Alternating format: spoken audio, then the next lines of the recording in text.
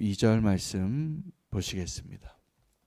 다니엘서 5장 1절에서 12절 말씀입니다.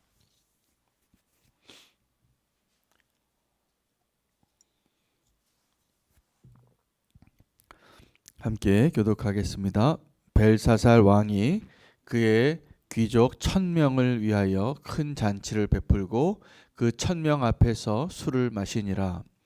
벨사살이 술을 마실 때에 명하여 그의 부친 느부갓네살이 예루살렘 성전에서 탈취하여 온 금, 은 그릇을 가져오라고 명하였으니 이는 왕과 귀족들과 왕후들과 후궁들이 다 그것으로 마시려 함이었더라.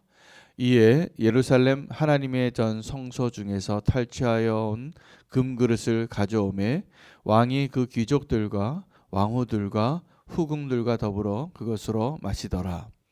그들이 술을 마시고는 그 금, 은, 구리, 쇠, 나무, 돌로 만든 신들을 찬양하니라. 그때 사람의 손가락이 나타나서 왕궁 촛대 맞은편 석회벽에 글자를 쓰는데 왕이 그 글자 쓰는 손가락을 본지라.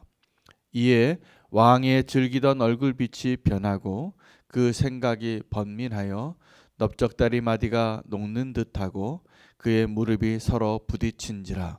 왕이 크게 소리질러 술객과 갈대아 술사와 점쟁이들을 불러오게 하고 바벨론의 지혜자들에게 말하되 누구를 막론하고 이 글자를 읽고 그 해석을 내게 보이면 자주색 옷을 입히고 금사슬을 그의 몸에 걸어 주리니 그를 나라의 셋째 통치자로 삼으리라 하니라. 그때 왕의 지혜자가 다 들어왔으나 능히 그 글자를 읽지 못하며 그 해석을 왕께 알려주지 못하는지라. 그러므로 벨사살 왕이 크게 번민하여 그의 얼굴빛이 변하였고 귀족들도 다 놀라니라. 왕비가 왕과 그 귀족들의 말로 말미암아 잔치하는 궁에 들어왔더니 이에 말하여 이르되 왕이여 만수무강하옵소서. 왕의 생각을 번민하게 하지 말며 얼굴빛을 변할 것도 아니니이다. 왕의 나라에 거룩한 신들의 영이 있는 사람이 있으니 곧 왕의 부친 때에 있던 자로서 명철과 총명과 지혜가 신들의 지혜와 같은 자니이다.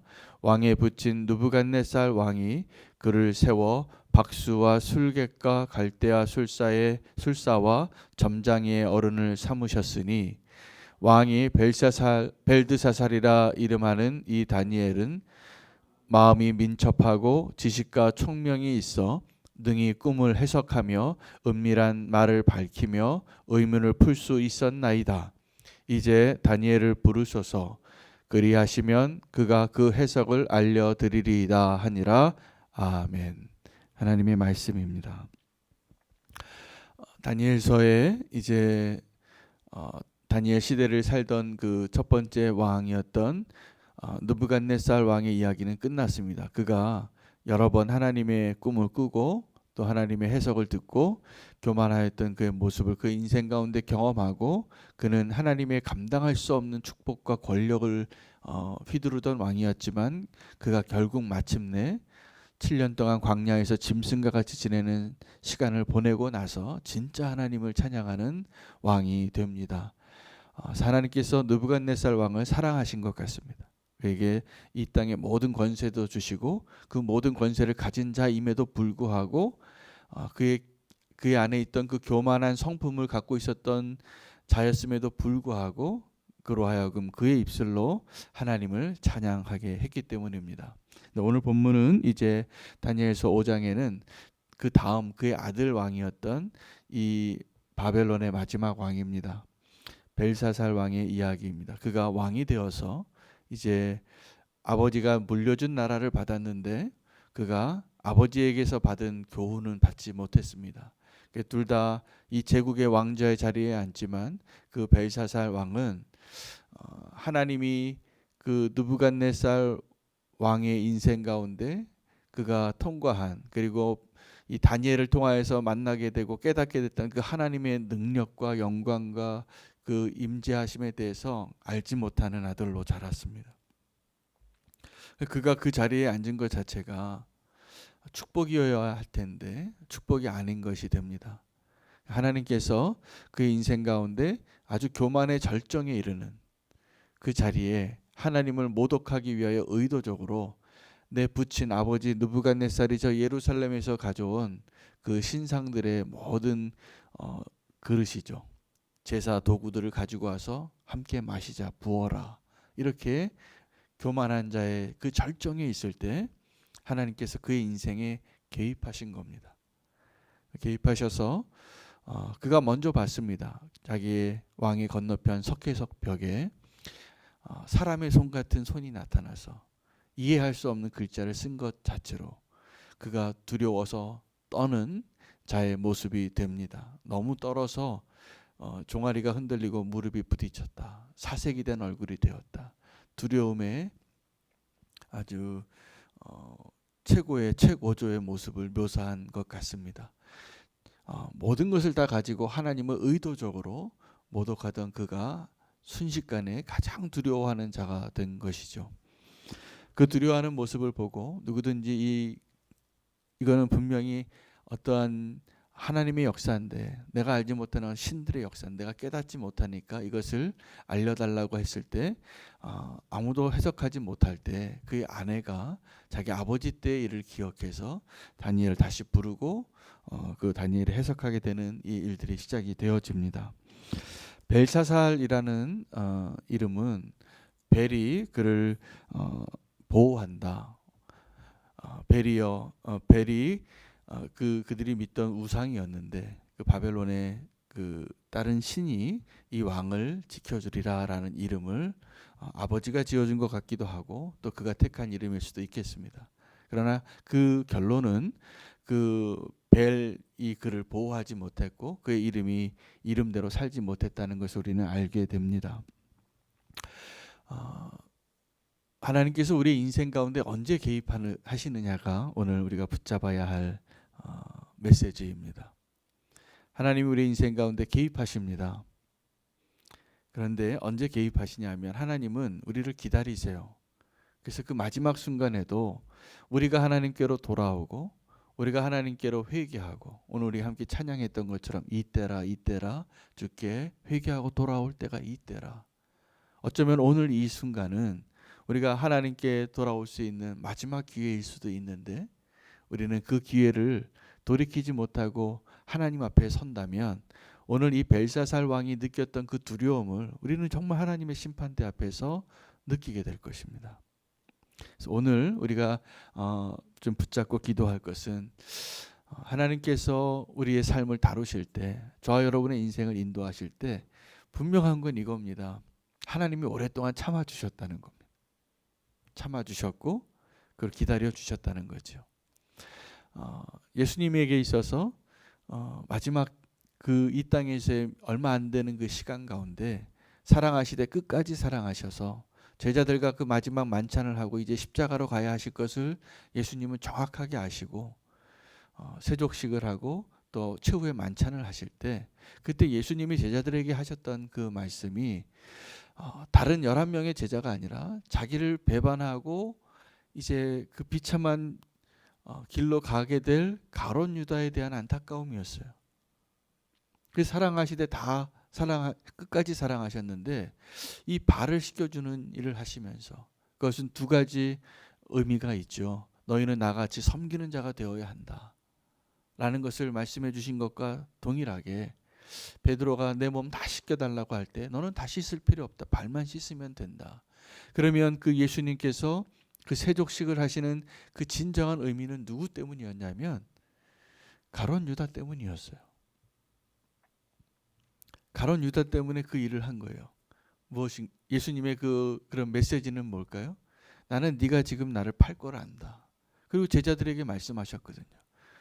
너희 가운데 하나는 나를 팔 자라.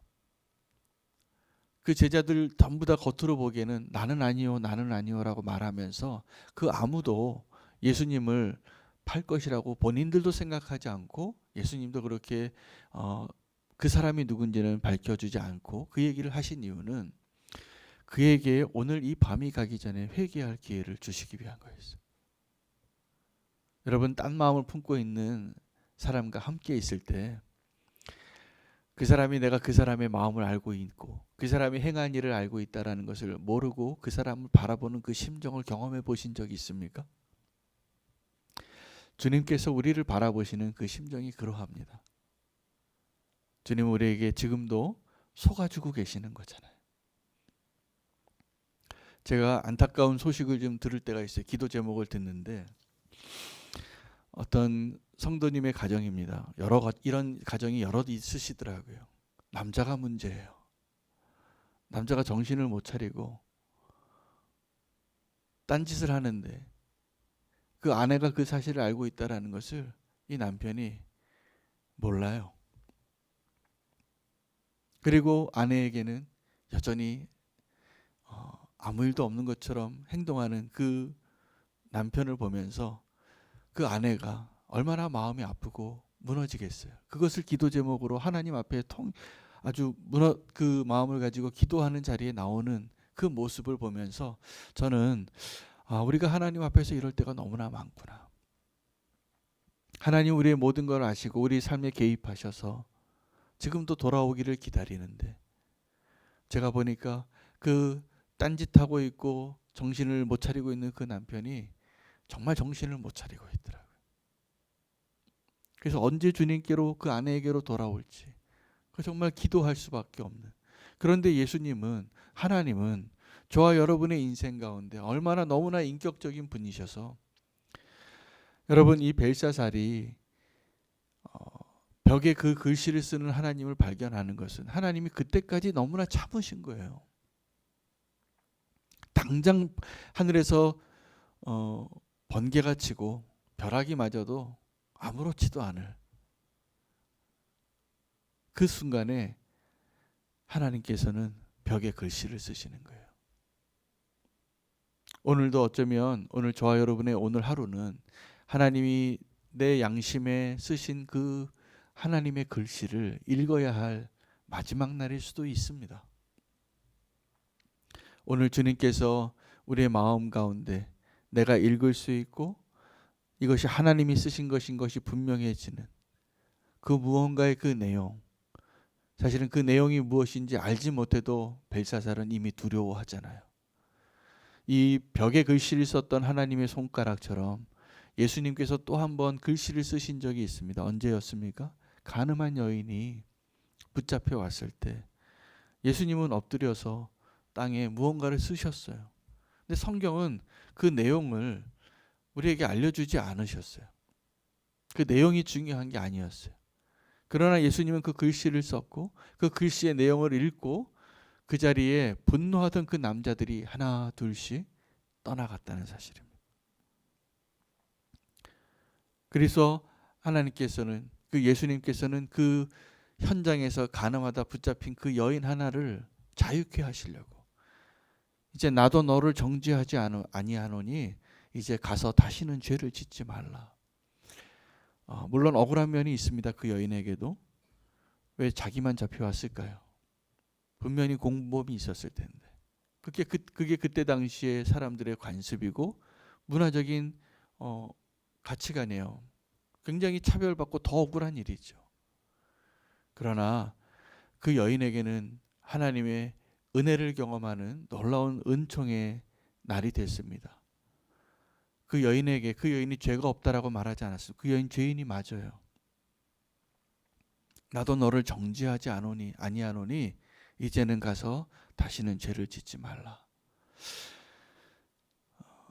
우리는 그 글씨를 쓴 그 내용이 무엇인가를 궁금합니다. 그러나 그건 몰라도 돼요. 중요한 것은 하나님께서 우리의 인생 가운데 오늘 개입하시는 그 소중한 하루를 우리가 살고 있다는 것입니다.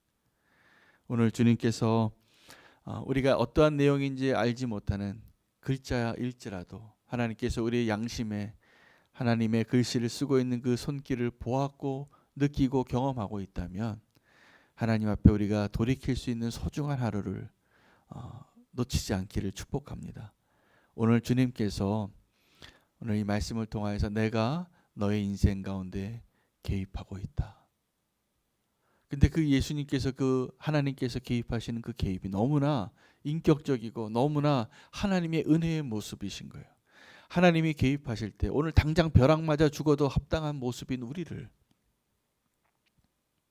깨닫게 하시기 위하여 예수님을 배반하고자 하는 모든 계획을 품고 있던 그 가룟 유다를 당장 정체를 드러내고 그 거사를 막을 수 있는 그 예수님께서 어떻게 하신 거냐면 그럼에도 내가 너를 사랑한다라는 걸 알려주시려고 그의 발을 만지신 거예요. 그 더러운 발을 씻어주시는 거예요. 그리고 그 메시지는 가룟 유다뿐만이 아니라 함께 그날 그 자리에 있었던 모든 제자들에게 하나님이 주시는 메시지가 있는 거예요. 이게 사랑이다. 내가 너를 그렇게 사랑한다. 벨사살은 그 메시지를 보고 두렵고 떨었습니다. 그런데 다른 사람이 떨었다는 이야기는 나오지 않는 것 같아요. 벨사살이 의도적으로 그의 교만에 극에 처해서 하나님을 대적하여 일부러 자기 아버지가 다 가져온, 그래서 그 예루살렘 성을 무너뜨리고 그 성전을 무너뜨리고 탈취해온 그것을, 우리는 이렇게 탈취해온 그 왕을 왜 하나님이 아버지는 왜 이렇게 그 여호와를 그렇게 믿으시는지 내가 이해를 할 수 없다.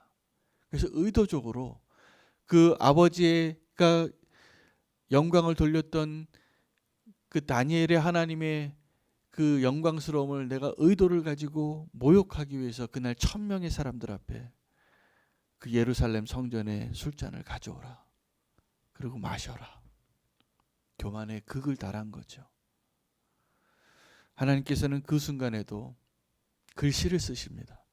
여러분, 저와 여러분의 인생 가운데 우리가 너무나 잘못된 길을 가서 가지 말아야 할 그 길을 가고 있어서 멸망당하여 심판당하도 합당한 그 길을 갈 때도 하나님은 글씨를 쓰시는 하나님이시라는 거예요. 당장 칼을 내리셔도 마땅한데 무슨 말일까요? 깨달으라는 거죠. 읽고 깨달으라. 내가 너를 사랑하고 있다. 내가 너를 여전히 기다리고 있다. 오늘 벨사살은 하나님을 떠나서 교만에 아주 극에 달한 그 순간에, 그날 밤에 하나님께서 그를 두렵게 하셨습니다. 그가 사실은 죽어요. 그날 밤에 그 글씨가 쓰여진 그대로. 그 본문에 대한 내용을 이제 우리가 이어지는 그 본문의 묵상을 하겠지만, 그 본문의 내용 중에 하나가 왕의 인생을, 그리고 왕이 지금 다스리고 있는 이 나라를 하나님이 무게를 재고 계신 거예요. 여러분, 저와 여러분의 인생을 하나님의 기준으로 지금도 하나님은 재고 있으세요. 근데 우리가 그 하나님의 기준에 도달할 수 있을까요? 저는 우리가 아무리 노력해도, 아무리 의롭게 살려고 하고, 내가 아무리 선을 행하고, 내가 아무리 나의 최선을 다해도 그 하나님의 기대에 맞추지 못할 게 분명합니다. 근데 하나님의 기대에 맞춰서 우리가 의롭다함을 얻고 구원받을 수 있는 근거는 오직 예수 그리스도의 보혈밖에 없는 거예요. 주님께로 돌아가라는 것이죠. 오늘 하나님께서 우리의 인생 가운데 개입하시는 그 하루가 되기를 원합니다. 이제 오늘 하루를 시작하면서 이 기도의 자리에 나왔는데, 하나님의 은혜가 있다면 오늘 저와 여러분의 인생에, 또 우리의 마음의 양심의 벽에 쓰시는 그 하나님의 글씨를 꼭 읽으시고 주님께로 돌이킬 수 있는 그 무언가를 놓치지 않고 주님께로 돌이킬 수 있는 하나님의 은혜를 경험하는 하루가 되시기를 축복합니다. 어쩌면 우리가 알지도 못해서 하나님의 마음을 여전히 아프게 하고 하나님 앞에 교만했던 우리의 모습을 주님께서 돌이키기 위하여 너무나 인격적이시고 너무나 자비로우신 하나님께서 글씨를 쓰시는 것입니다. 오늘도 이 예배의 자리에 우리를 향한 하나님의 경고, 이 길로 가면 위험하다. 이 길로 가면 정말 죽는다. 여러분, 그 발람의 이야기도 아실 겁니다. 발람이 자기의 마음의 그 탐욕 때문에 가지 말아야 할 그 길을 갈 때 하나님께서 막으신 거예요. 누가 다 막냐면 나귀가 말을 해요. 오늘 저와 여러분이 이전에 내가 경험해 보지 못한 아주 특별한 이상한 일들을 보게 되고 경험한다면 오늘 하나님께서 나에게 주시는 메시지가 무엇인가를 꼭 기억하시기 바랍니다. 우리가 가지 말아야 할 길을 가고 있다면 그 길을 막고 싶으신 그 하나님의 마음, 아들아 네가 이 길로 가면 큰일 난다. 너 이 길로 가면 정말 죽어. 이 길로 가면 심판의 칼을 들고 있는 그 사자를 만날 것이다. 하나님 우리의 길을 인도하시는 분이 분명합니다. 그래서 우리가 주님께로 향하고 우리가 돌이켜야 할 그 길 가운데에서 멈추시기를 축복합니다. 벨사살 왕을 주님께서 멈추기 위하여 글씨를 쓰신 것이 분명하고 그는 그 손길을 글씨를 쓰는 손을 보고 다리가 떨리고 얼굴에 사색이 되어지는 두려움을 경험했습니다. 오늘 주님의 은혜가 있다면 우리의 인생 가운데 개입하시고 우리의 길을 돌이켜셔서 생명의 길로 인도하는 그 하루가 되게 하여 주시기를 함께 기도하며 나아가길 원합니다. 우리의 인생을 또 우리의 가족을 교회를 나라와 민족을 그렇게 하나님 인도해 주시기를 구하며 함께 기도하기를 원합니다. 오늘 하나님께서 우리의 인생 가운데 개입하여 주시고 우리의 교만을 또 우리의 위험한 길을 막으시고 인도하여 주셔서 생명의 길로 인도하여 주시옵소서. 주의 말씀을 붙잡으시고 벨사살 그 왕의 모습 가운데 나의 모습을 발견하며 주님께로 인도함 받는 하루가 되게 해달라고 주의 이름 부르고 기도하겠습니다.